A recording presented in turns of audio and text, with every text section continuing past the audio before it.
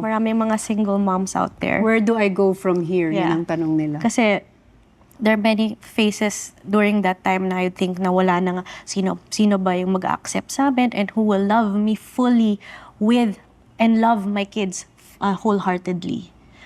But you know, it will just come the time that hindi mo na-expect. At hindi mo hinahanap. Hindi mo hinahanap. Pag hinahanap mo, baka wala din mangyayari.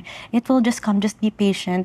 And wag i-priority yun. Because like with my situation, it fell at the right. I think importante din na nasa right, maturity, right place, right time, the right person na, siya, he's ready, I'm ready, I'm healed. Siguro the Lord will just say na if you're ready na, He'll just give it to you, whatever your desires are or your dreams. He'll just give it to you when He thinks you're ready. Keep the faith. He will give you something greater.